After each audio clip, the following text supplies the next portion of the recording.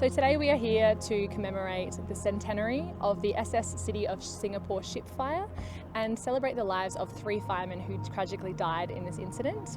So I'm actually related to one of the firemen who died, Albert Greenman, and he was the first husband of my great-grandmother.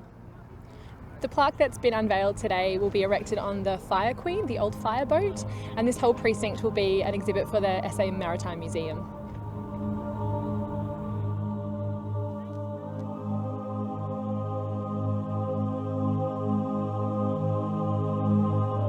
Okay, ladies and gentlemen, we're about to get started.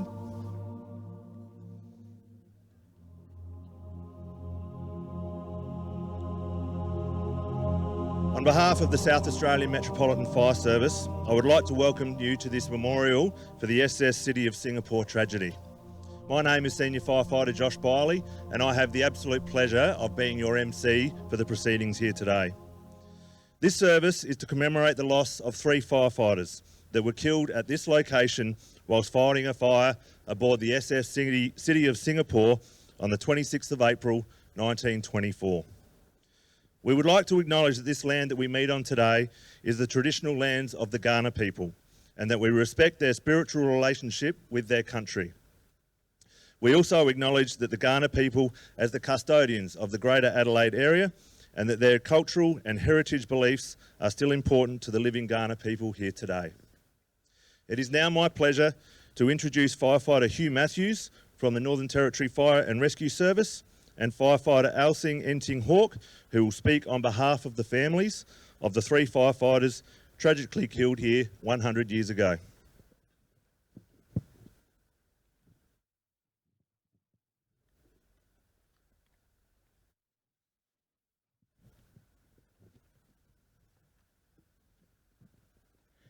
Good morning all. My name is Ailsa Entinghawk and I'm a firefighter with the South Australian Metropolitan Fire Service. My family has historic links to one of the brave firefighters who perished in this tragedy, Albert Greenman. But I am honoured to be speaking to you today on behalf of the Hickey and Anderson families. It was April 26th, 1924, and docked in this very port, the SS City of Singapore ship was loaded with automobiles, tractors, car parts, and most concerningly, kerosene, petrol and oil. During the routine transfer of petrol cases, a number of containers fell and began leaking onto the deck.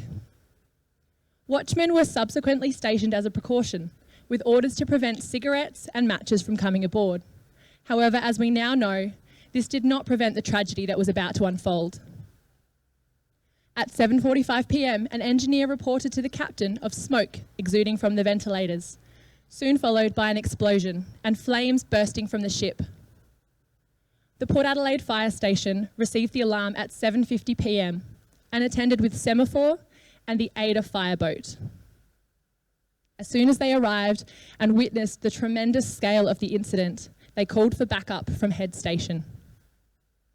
Chief Officer Dickey left Adelaide Station immediately, with driver Albert Greenman in one of the new Dennis engines that we have here today, arriving at the scene by 8:30 p.m. Most of the firefighters were young, under 30, and this was their first big fire. With hoses flooding the ship from wharf and waterside, the men fought bravely for hours, without the benefit of modern firefighting equipment or safety gear. Mid-incident, firefighter Anderson received first aid for burns on the face and hands and promptly returned to duty. By 10:30 p.m, the holds were flooded and the fire seemed to be under control, but firefighters kept the hoses going to cool down the cargo. It's pretty hot down there, but I think it's all right now, were the fateful words spoken by Port Adelaide Station Officer Whitehair, followed by, "Run for your lives," as the deck exploded beneath their feet. Firefighters were thrown off the wharf along with heavy pieces of twisted steel and burning timber. Cans of blazing petrol rained from the sky onto the wharf and into the water, with countless narrow escapes. From the aid of fireboat, firefighters witnessed debris falling with such force that it broke through the deck, followed by something hitting the water. "My God, that was a man," they exclaimed. They hauled the man aboard to find it was their mate Jack Walsh, who had luckily survived with just a broken leg. The same fate did not befall James Hickey, George Anderson and Albert Greenman.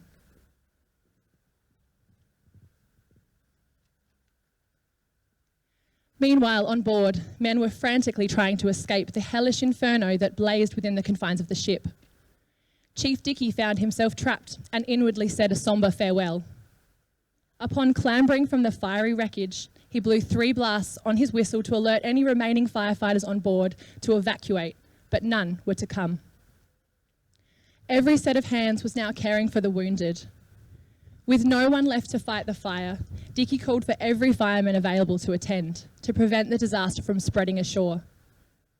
Port Adelaide Station Officer Whitehair bravely went back aboard to search for men, where he found Albert Greenman laying on the deck. He carried him ashore, hoping he had a chance of survival. It was soon discovered that George Anderson and James Hickey were missing. Upon searching the ship once more, they discovered Anderson, who had sadly died. After many days of scouring the wreckage, the remains of Hickey were finally discovered. James Hickey and George Anderson were just 22 years old, with less than a year's service in the fire brigade between them. Without hesitation, they fought bravely alongside their fellow firefighters and paid the ultimate sacrifice. The Lord Mayor wrote to the families, "It is trusted that the knowledge that the firemen met their end nobly in the performance of their hazardous duty for the community may in some degree provide a consolation in the sad bereavement." James Hickey was one of 5 children, 4 sons and a daughter, who grew up in Penola in the Coonawarra region. His father worked on the railways after emigrating from Ireland to escape the potato famine. James was renowned for being an amazing footballer and an accomplished and popular student, one of Narracourt High School's stars, but always dreamed of one day becoming a firefighter. His mother tragically died when he was just 13 years old, followed not long after by his father when he was only 17. After losing both their parents, the siblings were separated, with the youngest brother and sister sent to Ballarat with family. The 3 older boys, including James, remained in Adelaide to begin their careers. After his death, students at the Narracourt High held a memorial and erected a plaque in his honour. We are privileged to have 4 generations of James Hickey's relatives here today. George Anderson was the eldest of 4 children, 3 sons and a daughter, who grew up right here in Quebec Street in Port Adelaide, just a stone's throw away from where we are today. With both parents born in Adelaide, the family had been settled in Port Adelaide for a number of generations, while originally hailing from Scotland. His father was known as Jimmy the Water due to his job supplying water to trading vessels at the Port Adelaide docks. George was a member of the Royal Naval Reserve and a keen musician playing the violin. His parents had purchased a burial plot in the Cheltenham Cemetery in preparation for themselves, but tragically buried their first son there, where the firefighter memorial stands today. We are privileged to have George's niece and nephew Helen and Jim here today, all the way from Tasmania, and a number of his other family members.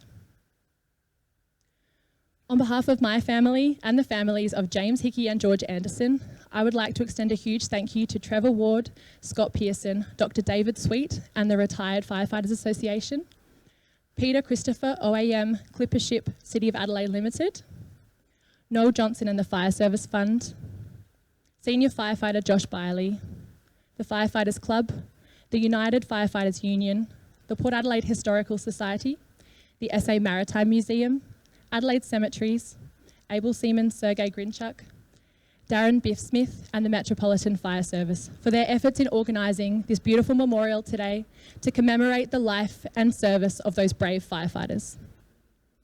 I would now like to introduce firefighter Hugh Matthews of the Northern Territory Fire and Rescue Service, great nephew of firefighter Albert Greenman.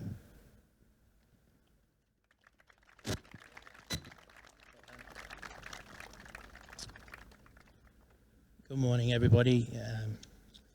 Absolutely well said, Elsa. I do apologise. I had a bit of trouble with my speech this morning, but my great uncle was Albert Greenman. Thank you to all parties responsible for today and today's ceremony. Everybody that ours are just listed previously. It's an amazing turnout today. My great uncle was Albert Greenman, born in Pyalong, Victoria, August 1893.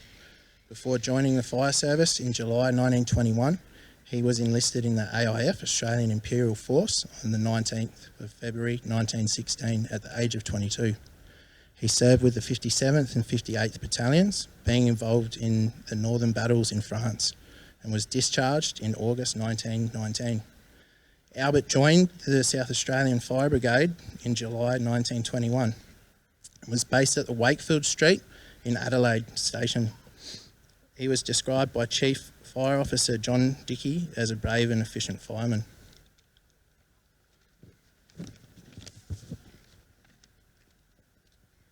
Albert's bravery is testament to his unfortunate passing at the SS City of Singapore ship fire. To roll on to 100 years today, the brave men who lost their lives for our safeties in George Anderson, Albert Greenman and James Hickey. Sorry guys. Roll on to 100 years later, the brave men who lost their lives on that painful day for the safety of others are to be remembered here for everyone gathered here today.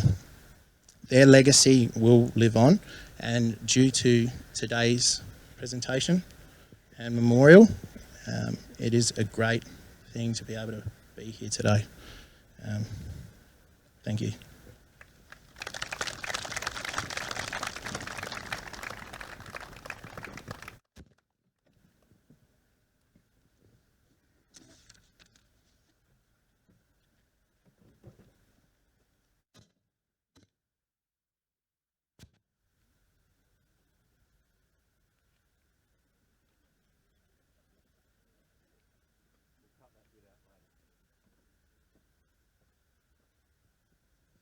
Thank you, Hugh and Elsa.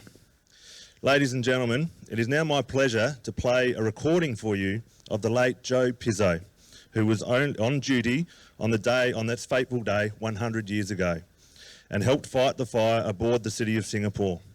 This recording is thanks to 5AA and the late Bob Francis. This is his account.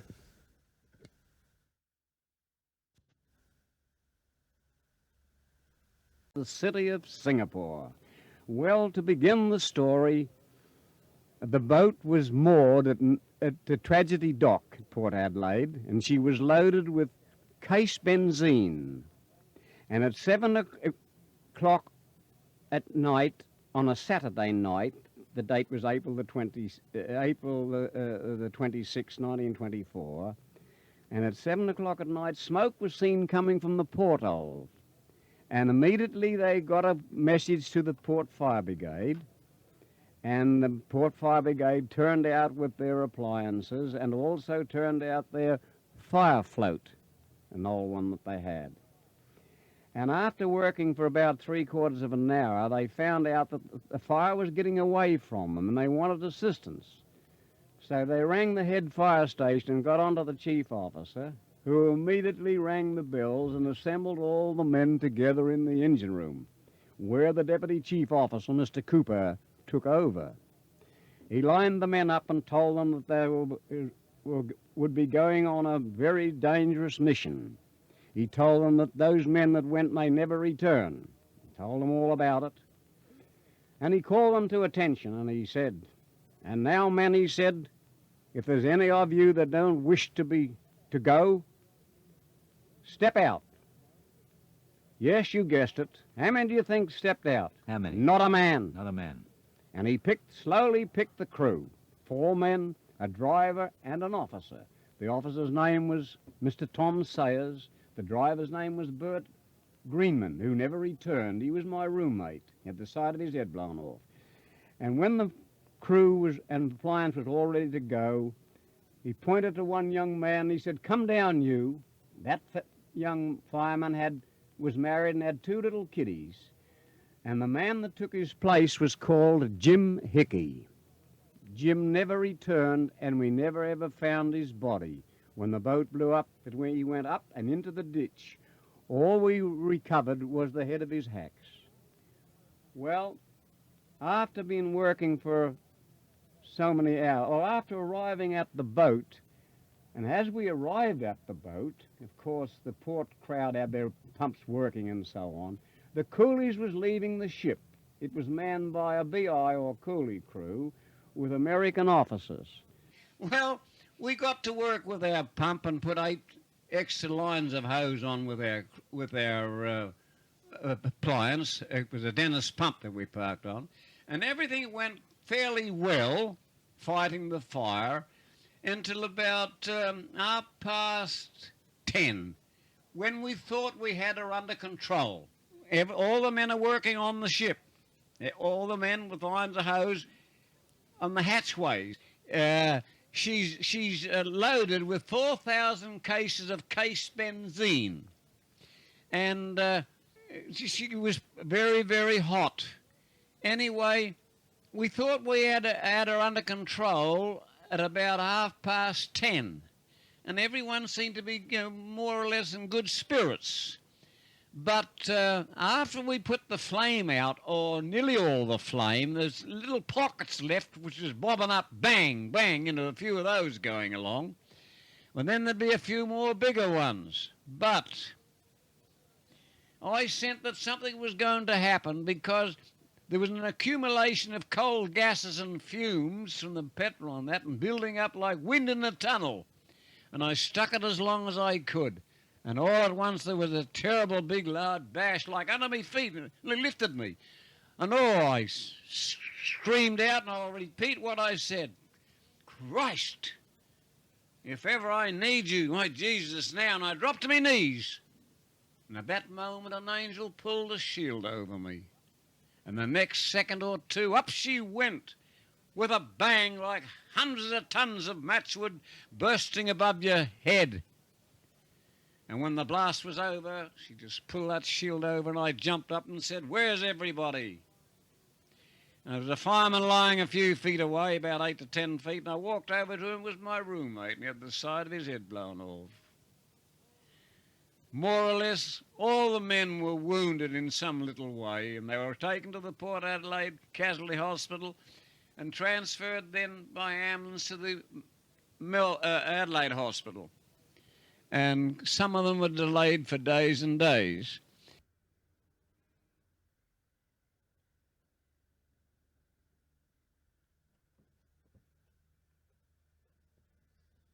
Ladies and gentlemen, it is now my pleasure to introduce Commander Grant Senior to speak on behalf of the South Australian Metropolitan Fire Service.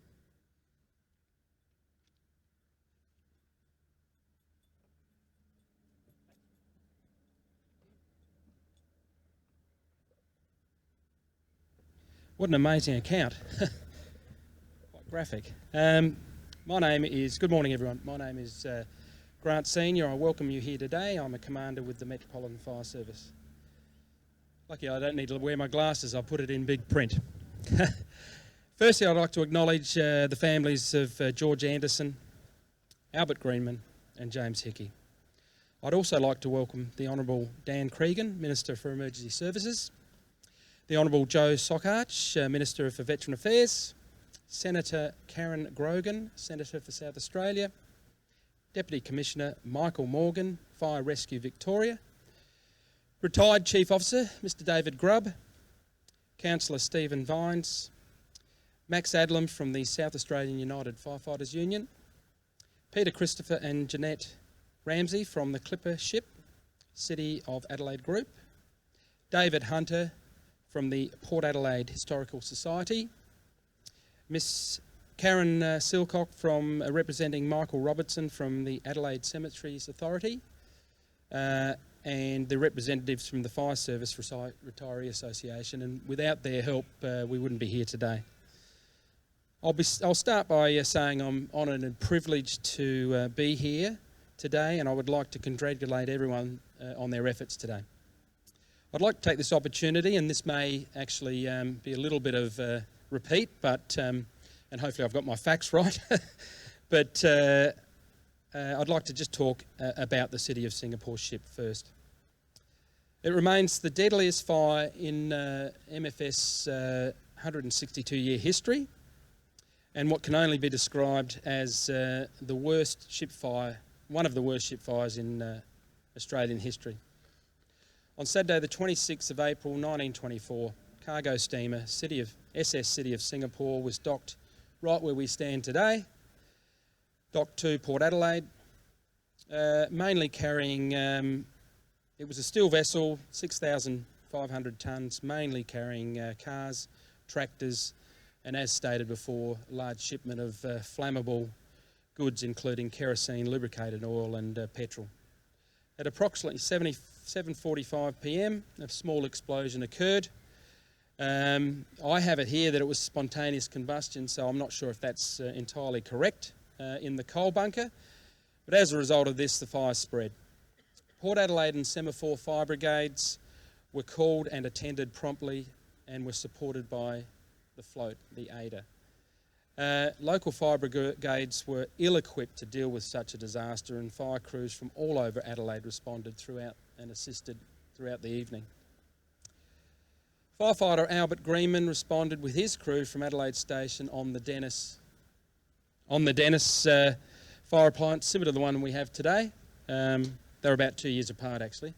And to get the Dennis down here today, I must say, there was a very combined effort, and finally we did it, so that was a great achievement. At approximately 10:30, when the fire appeared to be almost extinguished, there was rumblings heard in number 4 hold, and the call went out to abandon ship, as stated before.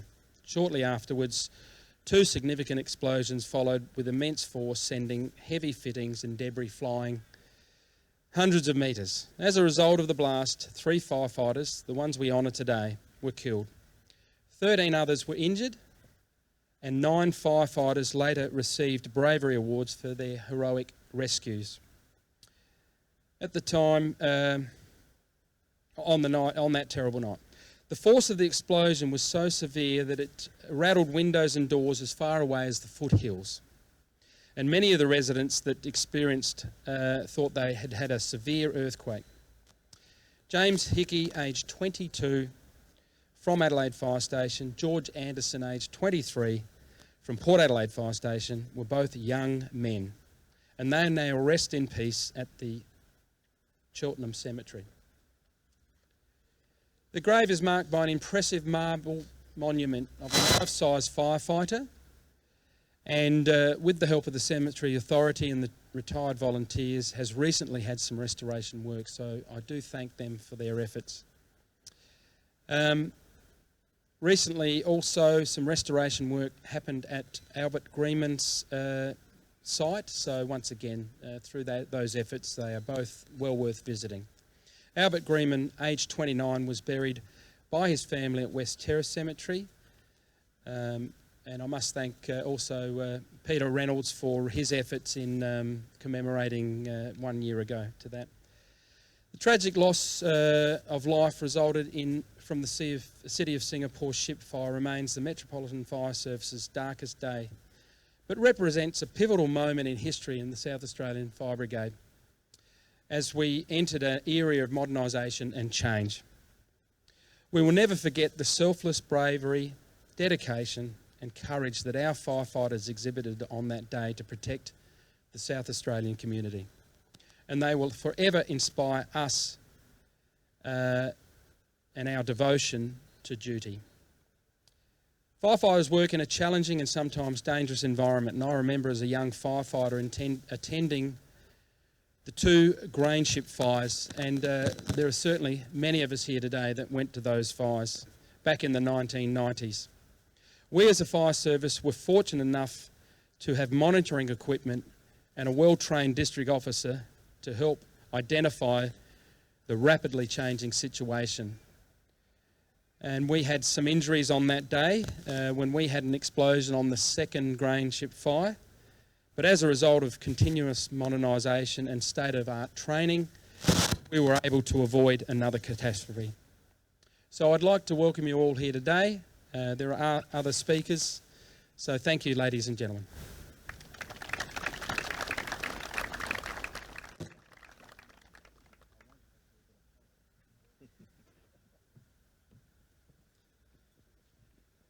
Thank you, Mr. Senior. Ladies and gentlemen, it is now my pleasure to introduce the Honourable Dan Cregan, MP, Minister for Police, Emergency Services and Correctional Services.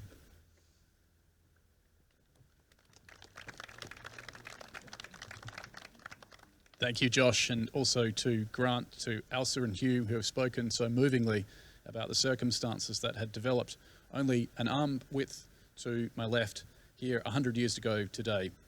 I wanted to note too the acknowledgements already made, not to recount the circumstances that have been earlier detailed to you so well, but instead to say that, speaking for your government and also for our community, that this tragedy is emblematic of the risks that firefighters and other first responders encounter in their service to our state. These risks are real, and despite the many efforts and the advance in technology and also practices in our Metropolitan Fire Service and in allied fire services around the world, those risks remain. And great bravery must be demonstrated in circumstances of real peril. And those were the circumstances that faced the firefighters that came to this dock 100 years ago today. As has also been mentioned, their courage was absolute, and there were good and essential decisions made about those personnel who would attend to ensure that, to some extent, greater tragedy might be avoided in every family that was waiting for these firefighters to return. However, of course, as you know, there were 3 lives lost here and also 12 significant injuries. Those families were devastated, and the communities that relied on those men, of course, remembered them for many years to come. We still remember them, and the purpose in our attendance here today to mark this occasion is to acknowledge the bravery that I've alluded to, but also to emphasise that lives have been lost, and we hope never will be lost, in serving our community. But one can only imagine the courage necessary to enter a burning ship, knowing, of course, based on training and experience, that there would continue to be the possibility of further ignition. On this vessel, that possibility came to be, and given the cargo, I'm sure spending hours on deck every minute was a risky moment in these men's lives, and they would have known very well what lay below deck, and they would have known very well the risks that they faced remaining on that vessel. And I emphasise too that, of course, as has been recounted to you, this has not been the only fire on this dock, and there has been other vessels, of course, that have posed great danger to the firefighters who have entered them, including in the 1990s, and I'm sure, notwithstanding the expertise, skill and equipment that continues to be supplied to the Metropolitan Fire Service, that there will be great dangers in this harbour in years to come. Thank you all for attending here today. It's an important moment for our fire service and also for first responders, and the government acknowledges that.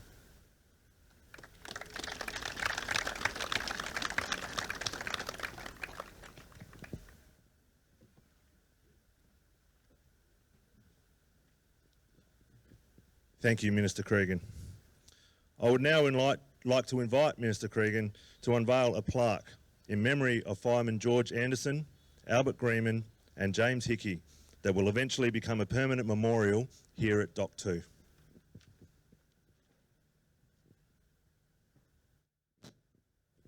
It's a great honour to unveil this plaque, and we might encourage all retired firefighters who are here present to join me acknowledging their service. There's quite a number, so it might be that just from each group present that there might be a man or woman who comes forward to join me. We're turning to my right. I'm looking to Elsa. You're not retired, of course, but immediately in that group there might be.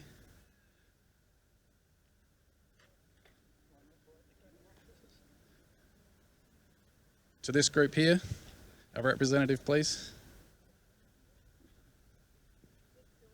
And to my left as well, please. Good to see it. Good to see a Hills representative joining us too. All right. Very well.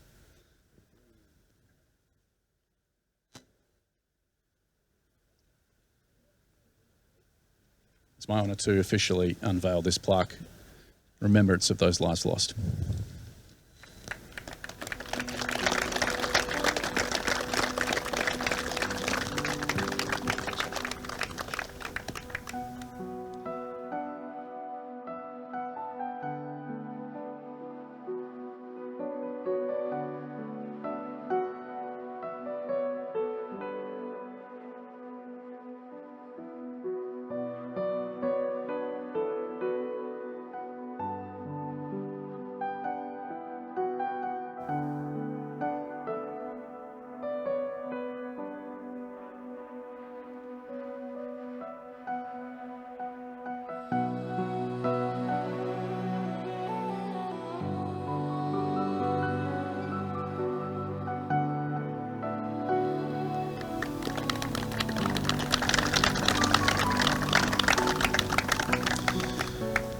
Ladies and gentlemen, I would now like to invite the following guests to place a wreath or tribute near the plaque in honour of the fallen firemen.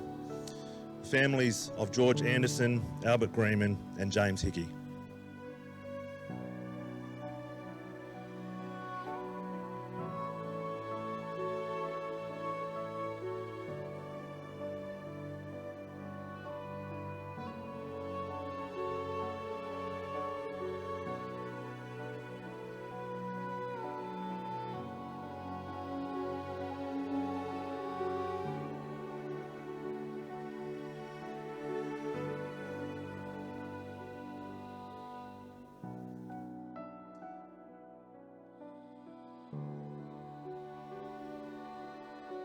The Honourable Dan Cregan, MP, Minister for Emergency Services.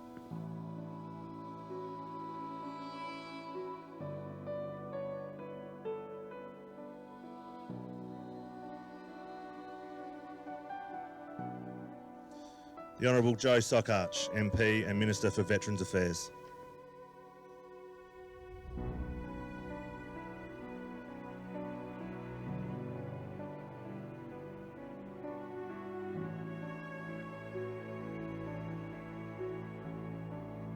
Senator Karen Grogan, Senator for South Australia, representing the Honourable Mark Butler, MP.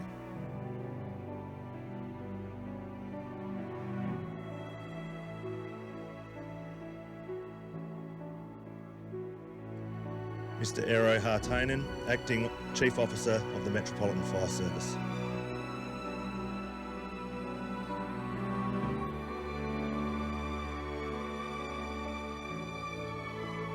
Councillor Stephen Vines, representing the Honourable Susan Close, MP.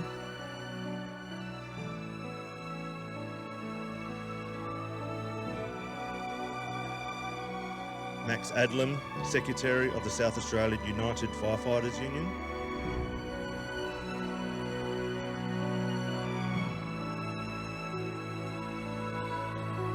Peter Christopher of the Clipper Ship City of Adelaide Group.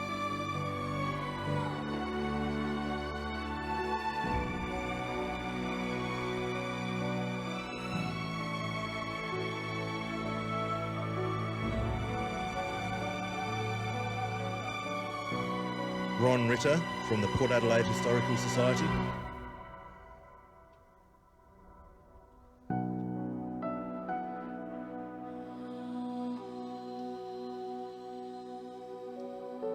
Ms. Karen Silcock, representing Mr. Michael Robinson from the Adelaide Cemeteries Authority.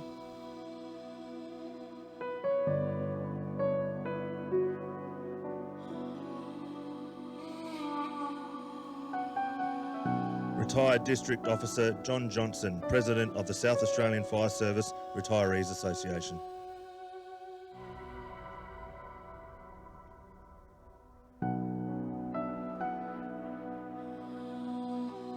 Elizabeth Ho from the South Australian History Trust.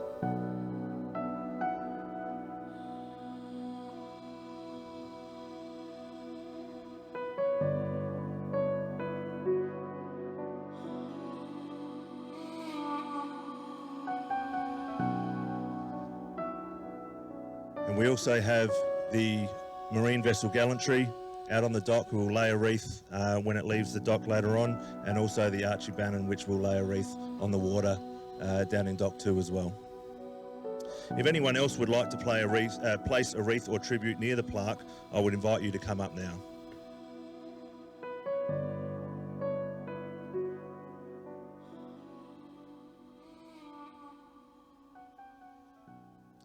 Ladies and gentlemen, if you are able, would you please be upstanding as the Ode of Remembrance is recited by firefighter Genevieve Ruger. The ode will be followed by the last post and a minute's silence.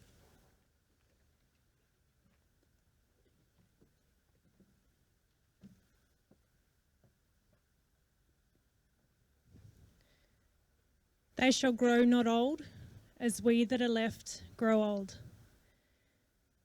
Age shall not weary them, nor the years condemn. At the going down of the sun and in the morning, we will remember them, lest we forget.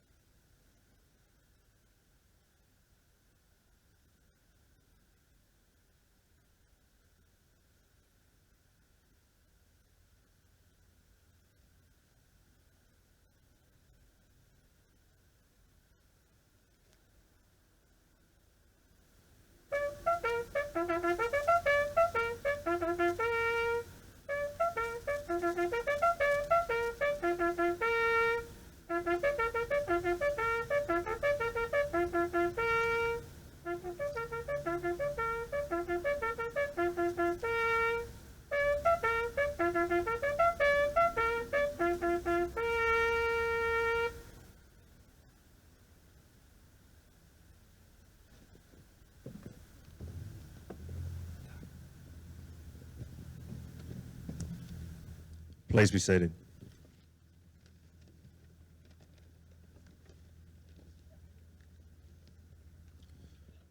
On behalf of the families of firemen George Anderson, Albert Greenman and James Hickey and the South Australian Metropolitan Fire Service, I would like to thank you all for your attendance here today. Today's service not only marks the 100th anniversary of this tragedy, but has also provided the opportunity to acknowledge the bravery and selfless dedication to service of the South Australian community of these three firemen. It is important we remember and carry on their fighting spirit and commemorate their ultimate sacrifice, and affords us the opportunity to acknowledge firefighters past and present who have served the community and honour those who have also tragically lost their lives in the line of duty. Finally, on behalf of the families of the Chief Officer, I would like to thank Peter Christopher and Jeanette Ramsey of the Clipper Ship City of Adelaide Group, Bruno Davids of the South Australian Maritime Museum, and David Hunter of the Port Adelaide Historical Society for their help in setting up today's memorial service. I would also like to especially thank Dr. David Sweet, Trevor Ward and Scott Pearson from the South Australian Fire Service Retirees Association for their help in cleaning up the monument in the Cheltenham Cemetery, as well as the Adelaide Cemetery Authority for conducting repairs to the Cheltenham Monument. I would also like to thank all MFS personnel who have been involved in the planning, coordination and conduct of today's memorial service, particularly Commander Grant Senior. I would now like to conclude this ceremony by asking the Marine Vessel Gallantry to conduct a water salute as it leaves the dock.